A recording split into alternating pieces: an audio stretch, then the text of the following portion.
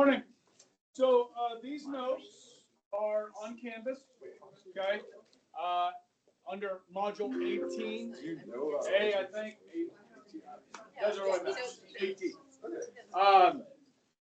Now, guys, before we get into the actual stock market crash in 1929, listen, I can't take for granted like what people know and they don't know. Now, I do know this. There are people in this room that know quite a bit about how the stock market works and how it functions and different terminology that goes along with that. I'm aware that some people here understand that, but I know that there are probably people in here that don't. Okay, so if what I'm talking about you already know, if you have anything to add, chime in. And I'm always willing to learn. I had Jude Arnold in class last semester in history, and that guy spends a lot of his spare time reading about this kind of stuff. Okay, so he would share. You're welcome to share if you have anything to add. Okay. Huh? Okay. Well, let's just start with this. The stock exchanges in the United States include the New York Stock Exchange, the S&P, which is Standard & Poor's, the NASDAQ. You also have commodity markets like the Chicago Mercantile, where they trade cattle and hogs and crops and that sort of thing. Okay, so when you talk about a market, we're talking about publicly traded companies. Okay, so you have privately owned businesses, and then you have publicly traded businesses. Koch Industries is the second largest privately owned company in the United States. Now, they used to have 4 brothers. Okay, I think 3 of them are gone. So Charles Koch is the only one still surviving. Charles basically owns all the stock in the company, is in the top 30 richest Americans. Okay, he owns all the stock for his family. Okay, Mark Zuckerberg started Facebook in a dorm room in Harvard, right? Something like that. Now, after 1 billion people were on Facebook, which started as the Facebook, okay, he decided to go public and issue shares of stock to the general public. Okay, now Zuckerberg has retained at least 51% of all the stock, which means he has the controlling interest, which means even though it's a publicly traded company, he still gets to run it. Like Bezos with Amazon, he still runs the company. Okay, Twitter, now Elon owns the majority of the stock, so he gets to run it. If there is no majority shareholder, then you hire a board of directors and a CEO and a CFO, and their job is to make profits for the shareholders, the people that own stock in the company. That is their number one objective, is to make profits for the shareholders. Now, when you guys, if you invest in the stock market, you are a shareholder of these companies. Okay, and so the CEO owes it to you to make a profit. So basically, guys, anybody can buy stock. All right, it is legalized gambling. And what are you gambling on? The success of that company, the success of the U.S. economy. Okay, and listen, the U.S. economy is a pretty good bet. The largest economy in the world. Okay, now, not always in great shape. Okay, but if history teaches us anything, it's a good bet. Okay, now, I don't know if you can see back there, but there's a couple of charts on the wall. The bottom chart, Bill, I know you can't see it, but you can stand up if you want. The bottom chart is 1934 to 2015. The top one's to 2007. Okay,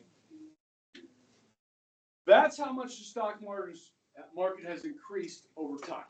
Yes. When you say the U.S. is the largest economy, what is like that measuring? Our gross domestic product. China is number 2. What's that? What? You can invest in Russian companies, international stocks. Yes. Okay. Do a lot of people invest in American stocks? Oh yeah. Oh yeah. All right, so if I invest in like a Russian stock, It could be. I bet on America. Okay. Now, if I pull up, this is a company that I think most of you are familiar with. Okay, this is Spirit Aerosystems. Okay, I don't want to take your survey. Okay, Spirit Aerosystems. Okay, some of you may have families that work at Spirit. Okay, Spirit is a subsidiary of Boeing. Boeing has repurchased it. Okay, they sold it off, they spun it off, and just within the last year, they've reacquired it. Okay, now Spirit, from what I understand, builds the fuselage, which is the big tube, okay, of the 787, okay, which is a big plane. All right. Now, if we look at today, it's down just a hair, okay. But if I zoom out to 3 years, okay, the high of this stock was up over close to $50. Okay, so from its high 3 years ago, all right, it's down to $34, $34.50. Okay, so I don't know if you guys remember a couple of years ago, the software for the 787 MAX, there was a glitch, there was something wrong, and some of these planes crashed. This is not good for Boeing or Spirit. Okay, so the FAA grounded every 787 MAX. Is it 737 or 787? 737 MAX? 737 MAX. They grounded every one in the United States, and other countries grounded it as well. This is really bad news for Boeing and Spirit. Okay, so if you owned, let's say you just put all your eggs in one basket, okay, and Spirit was trading for $50 a share, and you had $2,000 to invest in Spirit. Okay, you got $2,000.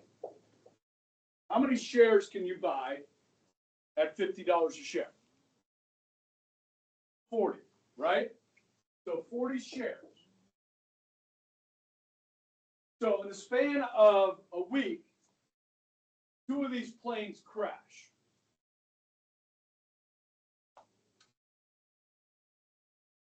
And then the planes are all grounded.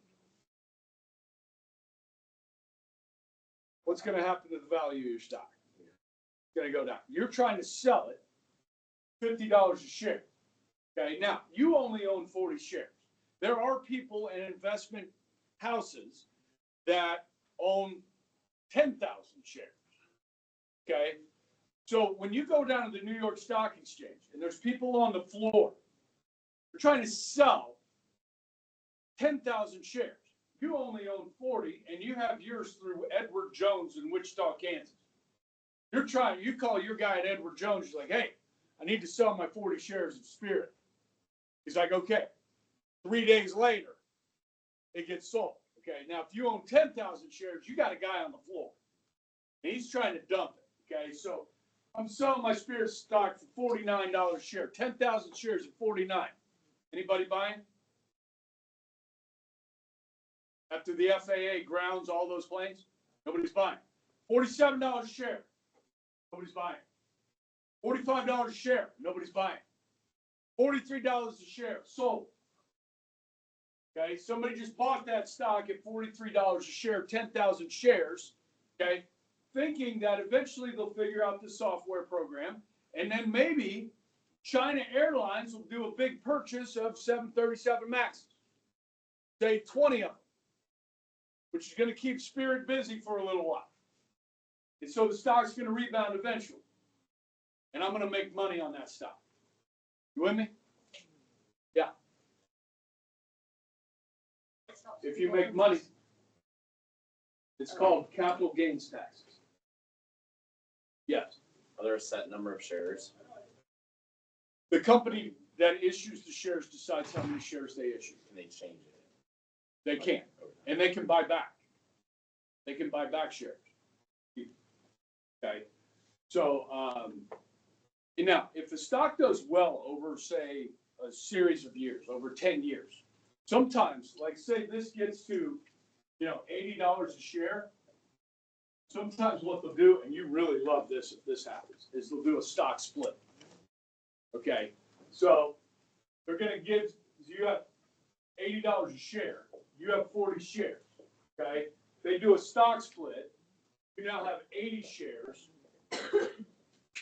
that are worth $40 a share. Yeah, so every penny it goes up, you have double the share. Okay, stock splits are awesome if you own stocks that do splits. Okay, usually they'll do that, I think, because the value of each stock is getting too high for people or something, so they just split it. Okay, or they just want to, I don't know the reason why they do it. It's like the highest, like most expensive share right now. Berkshire Hathaway, How much? 6 figures for one share. How much is a share of Berkshire Hathaway? This one's 407. That's not the one. You know what I'm talking about, Landon? It's over $100,000 or something. That one said 470. So typically, when shares in a company are trading at the high of a price, they typically do fractional shares, not full shares. Kind of like crypto. Kind of, yes. Yeah. You just buy like 10% of the share. Yeah. Okay. I thought it was about 2 cents. So, you've all heard this, like, don't put all your eggs in one basket. Okay? Because if you put all your eggs in one basket and something bad happens to that company, you get in trouble. Okay? So this is what I want to explain to our novices here. Okay, guys, you can get in the stock market without buying just like one company. Okay? And there's different names for these, but one term is mutual funds, okay, or index funds. Okay? Now, if you buy a mutual fund,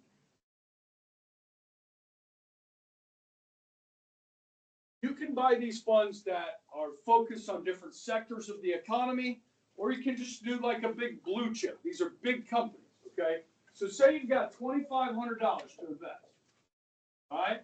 And you're going to go to Edward Jones or Charles Schwab and say, I'm going to buy a mutual fund, okay? So 6% of that $2,500 is in Walmart stock. Okay, 6% of that $2,500 is in Amazon stock. Okay, 6% in McDonald's, 5% in Pfizer, 5% is in Coca-Cola, 5% is in Microsoft. 5% IBM, 4% is in General Motors, and so on. Okay, so you are in a bunch of different stocks with your $2,500. So if McDonald's has a bad year and Microsoft has a good year, they offset. Okay. An index fund, like a mutual fund, tries to, like a Standard & Poor's index fund, tries to mirror the whole market. the whole Standards and Poor's. So if you see the Standard and Poor is up 6% this year, your index then is likely up 6% this year. Okay, now this is versus your savings account. What kind of interest are you getting on your savings account?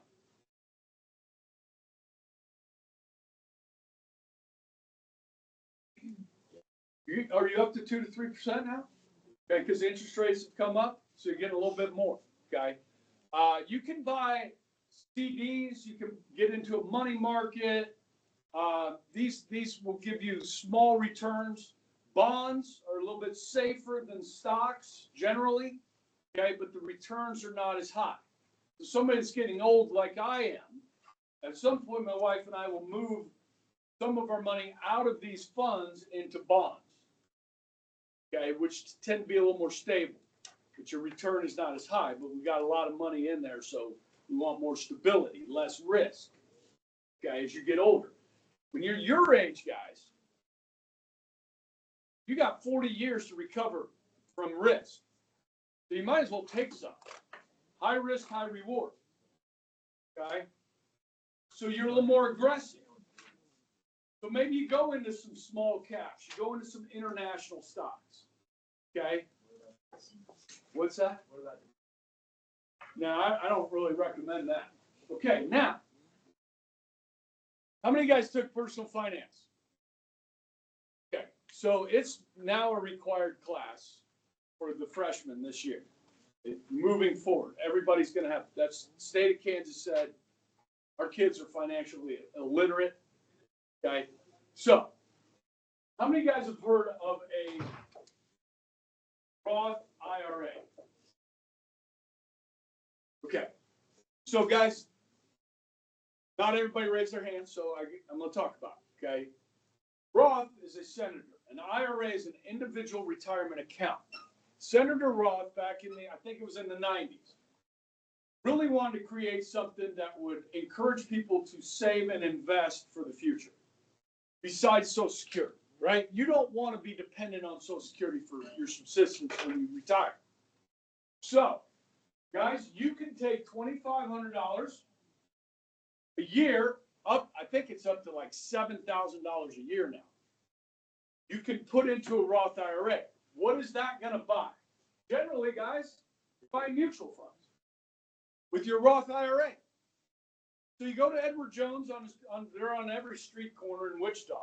Go to Edward Jones, you got $2,500, you're 18 years old, you can't touch this money until you're 62. So this is long-term retirement savings, okay? If you put $2,500 a year in, starting at 18, you do that for 20 years, dude, you're gonna have $1.5 million when you hit 65. If the market does what it's done historically, okay? And if your spouse does that, that's $3 million. Okay, now, I take $200 out of my paycheck every pay period. Okay? So that's 24 pay periods times $200. Okay? Goes into my Roth IRA every month, every pay period. Okay? When you get this money out at 62, guys, it's tax free. There's no capital gains taxes on it. Now, my wife and I also have traditional IRAs, okay, in addition to our Roth, because my wife makes too much money, they won't let her put money in a Roth anymore. So she puts money into a traditional IRA. When she gets that money out, she's going to have to pay capital gains taxes on it, okay? But Roth, no. This is the first investment you should make when you get into the market, is a Roth. Yes. What happens if you die at 45 and there's nobody else?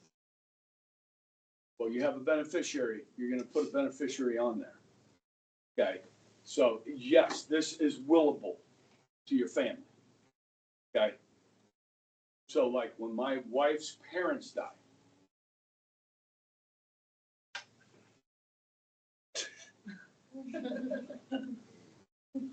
Some money, huh? We did. Now, what was kind of cool was my wife has one brother. He's a multimillionaire on his own. So he told my wife, I don't need any of that.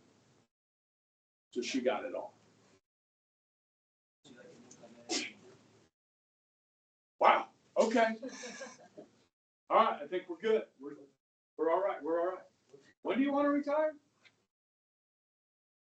Now? I'm in.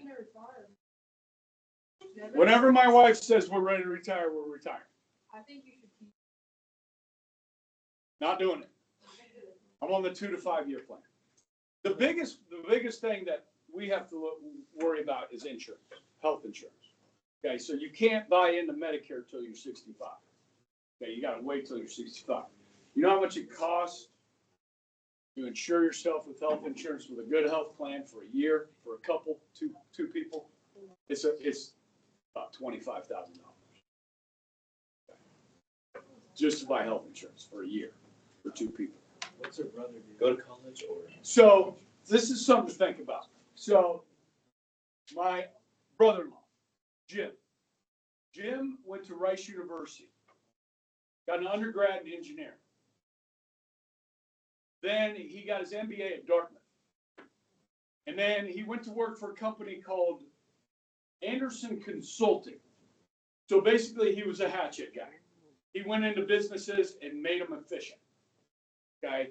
And he traveled and worked his ass off for 20 years. This is a private company.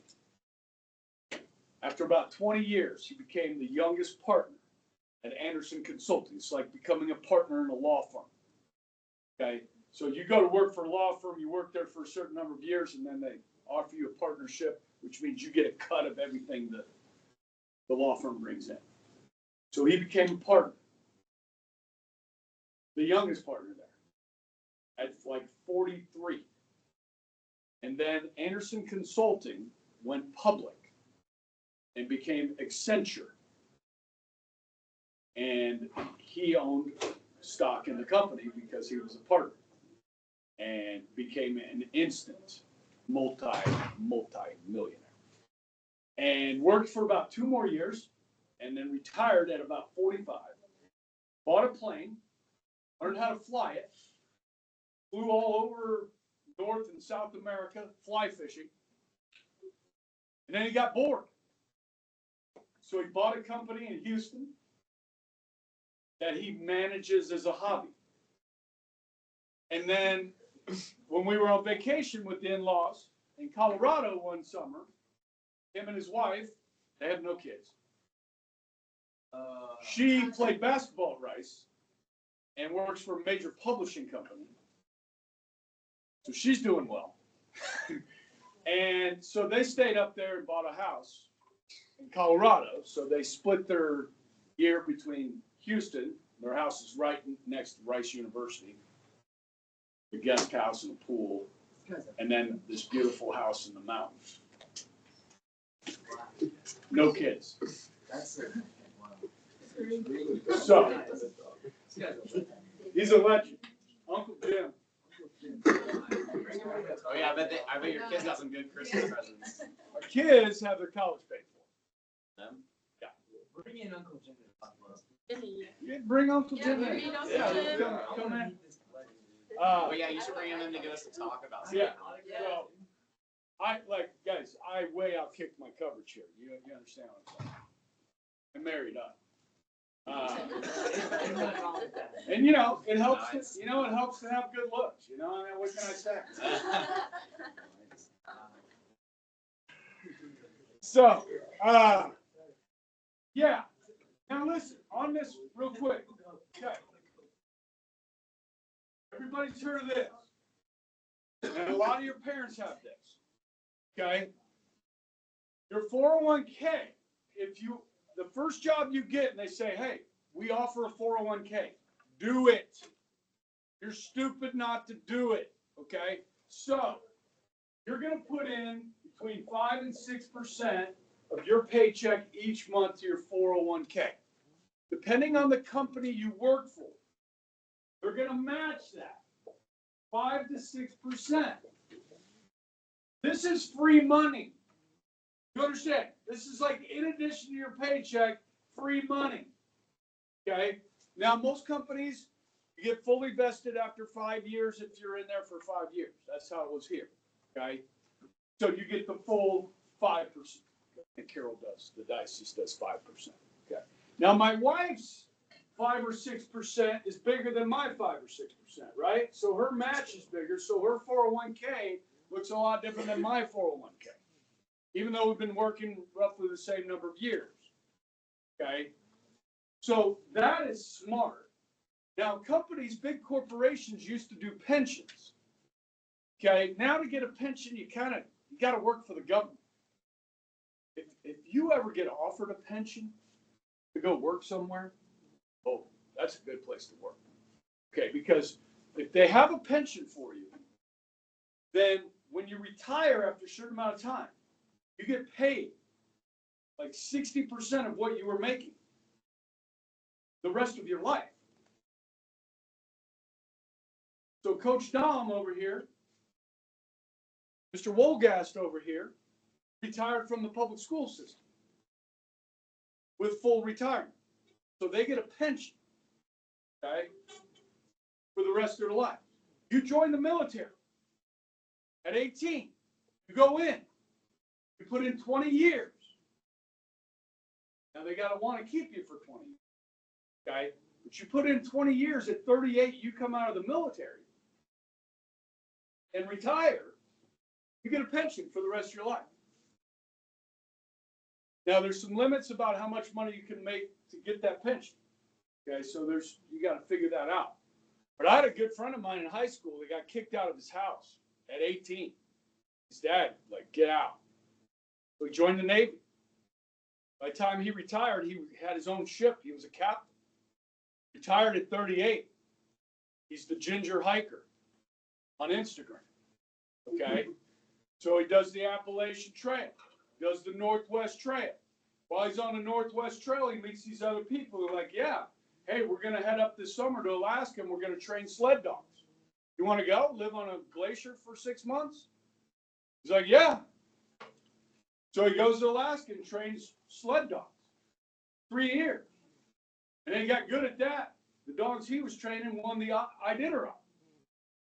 Now, you can go to Colorado, to Breckenridge, and my buddy, King Lizard, that's what we call him. You can rent, you can go out, and he'll take you out on the sled dog, 2.5 hours. He's got a little business up there doing that. Why don't you bring your friends in and talk?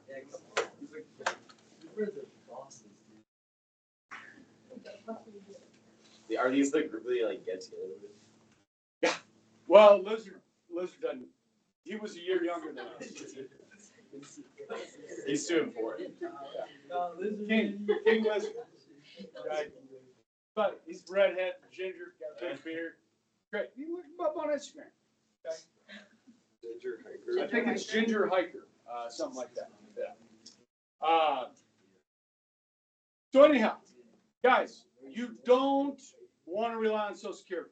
Okay. The earlier you start this, better off you're going to be. Okay. So I know some of you don't even have jobs. For those of you, if you can stock away $2,000 a year, guys, when you're young and invest, you're going to thank yourself later. I mean, I didn't start investing until I was basically 30. So I'm behind. So I think I told you this. So like 26 and a half years here at Bishop Carroll with the 401k, fully funding. I'm a little bit over $200,000. Okay. I'm 56. Hopefully by the time I need that money, maybe 65. I mean, I'm probably not going to need it, but when I need that money, it's going to be 400,000. Okay. Now then I have my Roth. Okay. So between those two, if I was single, okay, I would probably work till I'm 65. Okay. Get my Social Security and have that, and probably I would be okay. Okay. I probably set myself okay. But you guys can do better than that. Okay, you guys can do better than I did if you start early. And nobody ever told me this. So that's why I'm telling you. Okay, and a lot of you guys already know this, which is great. Okay, so anything to add on that? Real estate's a great place to invest, guys. You don't have to put it in the stock market. I mean, you go buy, get your first house under your belt. Okay, get it paid down quite a bit, and go out and buy a duplex. Okay, spend $200,000 on a duplex. You rent it out. You got 2 renters. Okay, their rent is going to pay the mortgage on that duplex for you. Hopefully, you get a little bit more than that and get some income from it. Once that duplex is paid for, guys, all the rental income is profit. Okay, and then you go buy another rent. You guys know Phil. Okay, I don't know how many rentals he's got, but he's got some. And there's others. Coach Shuckman does that too. Okay, he's got rentals. So some people like real estate. Usually it doesn't devalue. There have been times, 2008, 2009, we had a bubble. Okay, it's not guaranteed. Okay, but real estate's a pretty good investment for people. Some people like precious metals, silver, gold, those sorts of things. I mean, gold tends to retain its value. Now, as Uncle Jim told me about investing in gold, he said, you know, if the crap hits the fan, you can't eat it. If you're hungry, you can't eat the gold. So what does that tell me? Uncle Jim's wisdom is this, like, so if you're one of those people that worry about doomsday, okay, probably not a bad idea to own some farmland. Now, you guys remember Mr. Davidson? Okay, so Mr. Davidson, he bought some farmland up in Marion County, up there near Marion. And basically, he has somebody else farm it, okay? And the profits from that pay the property taxes on it. You can lease your land to a rancher that they can go out and, feed their cattle on your property. And the property taxes on farmland tends not to be real high. So as long as you can make enough money off the farmland, pay the property taxes, you're doing fine. And eventually that property will probably gain in value over time. Okay? Because the Chinese are trying to buy it. Bill Gates is trying to buy up farmland and stuff like that. Okay? I don't trust that son of a gun. You trust him? I don't trust that guy. Okay? He was friends with Epstein for a year. His wife left it. So did Bezos' wife. She became the richest woman in the United States. I think she surpassed Walmart kids. Yeah. So, all right. Good? All right. So what's going on with the stock market in 1920, 1929? Okay. Let me show you this graph real quick. Okay, so look at this graph over here, guys. This is what's going on. Now, the last notes we had in the last section were this. Production rose 40%, wages rose 26% over the decade. So as we talked about, people could not afford to buy all the goods being produced. There was starting to be a slowdown. That slowdown was occurring as early as 1927. There were signs of it, okay? But look at the stock market. So even though the gross domestic product is slowing down, the market keeps going up. Look at get into 1929, okay, but the value isn't there. People are just looking at the price of the stock and they're like, it keeps going up. I'm going to keep buying. Okay, which is not really a smart thing to do. But people were doing it. Now, who's in the market at this point? Today, the 401ks, guys, about half the population is in the stock market. It wasn't like that in 1920. It's usually the wealthy. Okay. My dad was born, so the stock market crashed on the 29th of October. My dad was born on the 21st, 8 days before the stock market crashed. Now, my grandfather was a welder in Columbus, Ohio. He didn't own any stock. So did it affect him? Not immediately. but eventually it would. Okay. So you can see, so this is Black Thursday here. See this big drop right here? That's what we're going to talk about in the notes right now. It's this drop right here. It rebounds because your boy J.P. Morgan and some other bankers got together that day. Now, traditionally, guys, October is a rough month for the stock market. I don't know why. Maybe because the weather's changing. I don't know if it's as bad as it used to be. They've made Halloween as big of a holiday as they can. Okay, you guys notice like at Dillon's, like they're like 2 months ahead of the next holiday. I mean, like soon as Christmas was over, the Valentine stuff was hitting the shelves, right? We are a consumer-driven economy. People have consumer confidence and they're spending money. Our economy is going to be just fine. But if consumers lose confidence and they start holding that money. Now, the problem is, guys, during COVID, the government printed all that money. And a lot of it, people just got checks. People just got checks. And what did they do with those checks? They spent it. And they got used to spending. And then we got inflation. And wages not keeping pace with prices. So, credit card debt in the last year has shot up. People are still spending money. They're just borrowing to do it. That's not good. Okay? So our economy right now is not terrible. Okay? But it could go either way. Okay? All right, so that morning on the 24th, which is known as Black Thursday, big day is Black Tuesday, okay? Black Thursday, prices began to fall. People are selling. Nobody's buying. So that morning, about 11 a.m., J.P. Morgan and a consortium of other bankers got together. They pulled together $240 million, and they started buying up stock, okay? The market rebounded slightly, okay? But the panic seemed over. Now, Hoover is the new president. We hadn't even talked about Hoover yet, okay? So 1928, Coolidge does not run for a third term. So he took over for Harding during Harding's first term and served one more. Is that all I have to say about Coolidge? Yeah, Coolidge didn't really do much, okay?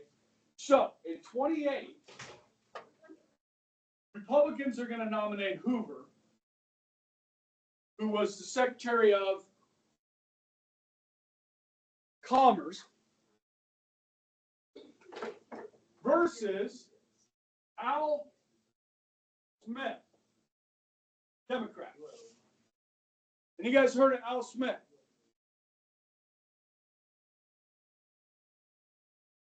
He's a New Yorker, like New York City, New Yorker. Okay, he's not from upstate like Roosevelt. Okay, Roosevelt's a rich kid. Okay, Al Smith is a New Yorker. Okay, like sounds like a New Yorker, walks like a New Yorker. Okay, and he's the first ever Catholic nominated by one of the two major parties for president of the United States. Okay. JFK would become the first Catholic president, right? He's the first one to be on the ticket. Okay. Now, since the economy's doing well, the American people are going to elect Hoover because the Republicans have been in charge. They're going to elect Hoover. So the biggest issue in 1928 in that presidential campaign, the biggest issue, prohibition. You can probably figure out which one wanted to repeal prohibition and which one wanted to keep it.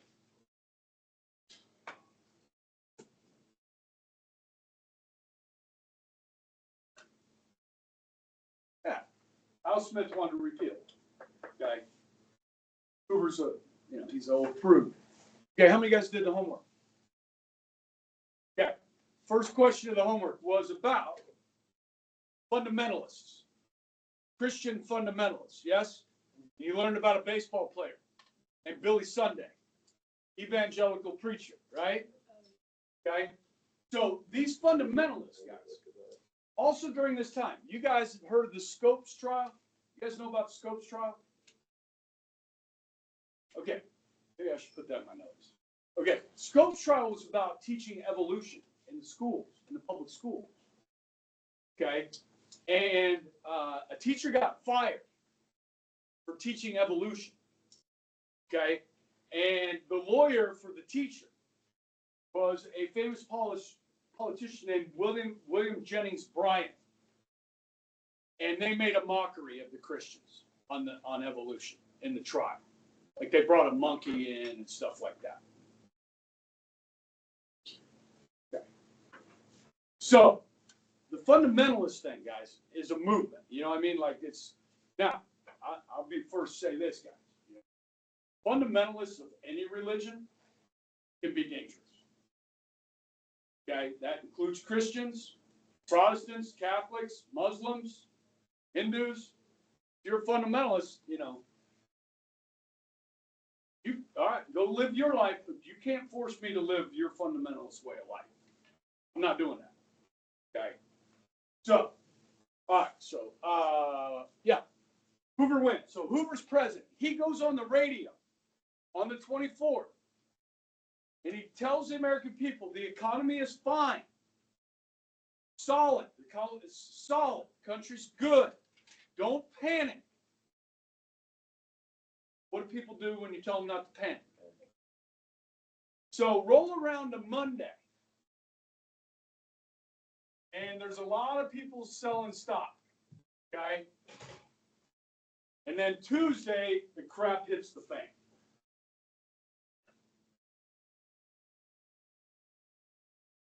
Now, as I showed you from the graph, guys, it doesn't go to zero. So when you hear the term crash, you think, oh, well, it goes to the bottom. It doesn't. It will. By 1932, the stock market will bottom out. Okay? So let me give you some couple of stocks. U.S. Steel, which was trading for $262 a share in September of 1929. By 1932, U.S. Steel dropped to $8 a share from $262. General Motors went from $83 at its high to $4 a share. Montgomery Ward, which is the precursor to Sears, like a department store. Montgomery Ward went from $104 to $8.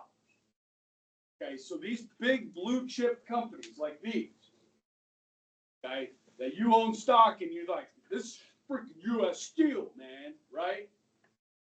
Not good.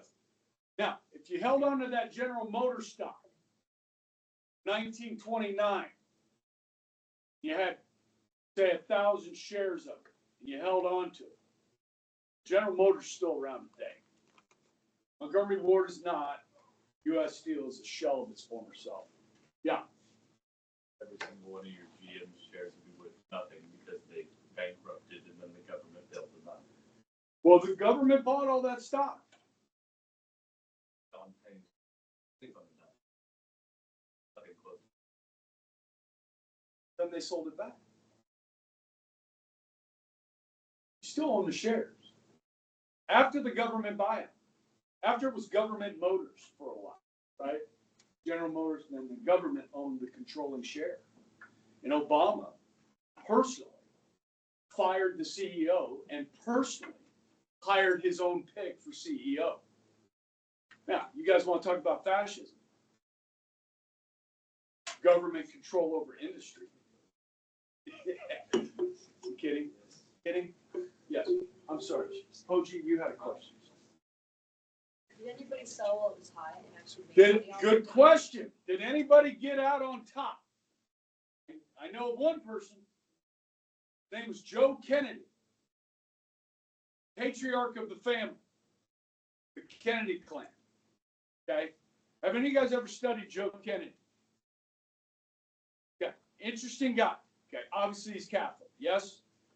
So when Joe Kennedy went to Harvard, he was one of very few, like maybe one or two Catholics at Harvard. He got bullied. He got picked on, shamed. Okay? That put a chip on Joe's shoulder, guys. And he said, all right, I'm going to show these people, and I'm going to be rich. He also made a lot of money during Prohibition. Joe Kennedy did. Okay? And then he got out at the right time. Stock market. And then he had kids. And he was bound and determined, ladies and gentlemen, that one of his sons become president of the United States. Okay. Like, it was all planned out by Joe Kennedy. Now, unfortunately, his oldest son, who he encouraged to join the military during World War II, JFK served as well. But his older brother was the stud. His older brother was the stud athlete, stud student, good-looking guy. You know, he had it all going. And all he needed to do was become a military hero, and he would be on his way to becoming president of the United States. Daddy had money. His firstborn died. Plane crash during World War II. So it fell on the sickly younger brother, Jack, or John F. Kennedy, who served in the Pacific and was wounded. Okay? He really hurt his back during the war. He suffered from back pain the rest of his life. Okay? But it fell on Jack to run for president, run for Congress, and then president of the United States. Okay? Good story. Good question. Okay? All right. So, this over here, does anybody know what this is called over here? The ticker tape machine. So when the stock, back in these days, the stock, they didn't have computers yet. So they would type it into this, how much the stocks were selling for. So when you watch ESPN, you see the scores come across, what do they call it? Sports ticker. Okay? If you watch CNBC or Fox Business, they'll have the stock quotes coming across. Guys, they used to be in the newspaper every morning. You could wake up, get your newspaper, and look at all 3 pages full of stocks. You could go find the stocks that you owned and see what they did the previous day. And we don't do that anymore. You got to look them up online, okay, which is easy to do. It was kind of nice. You go to the newspaper and go look at old newspapers. You'll see them in there, right? So the ticker tape machine, at the end of the day, all that paper that comes out of there is just scrap. Okay, so they use it as confetti when they have a ticker tape parade. So when Charles Lindbergh got back from France, had a huge parade, and they're throwing all this confetti out the window. When the 27 Yankees won the World Series, ticker tape parade. When World War II ended, the biggest ticker tape parade ever. And there's a foot deep. It's like snow. Confetti all over the ground. Okay? So if you ever hear that term, ticker tape. For all students who So it have comes signed up for tomorrow's Adoration for Catholic Schools Week. John Glenn from If you signed up Going for to the Moon. tomorrow's Adoration, you should be receiving a pass in your 3rd hour or 4th hour or 5th hour classes. If you are signed up for Adoration and you don't receive a pass today, you need to see Mrs. McDaniel by days in to get your pass. Thank you. Okay, so guys, I hope everybody learned something today on this. Okay, and we're gonna move into the Depression, and everybody's gonna hate Hoover. Now, listen, he took office in March of 29. Is it Hoover's fault that 6 months later the stock market crashed? No. Who's gonna get blamed? Hoover.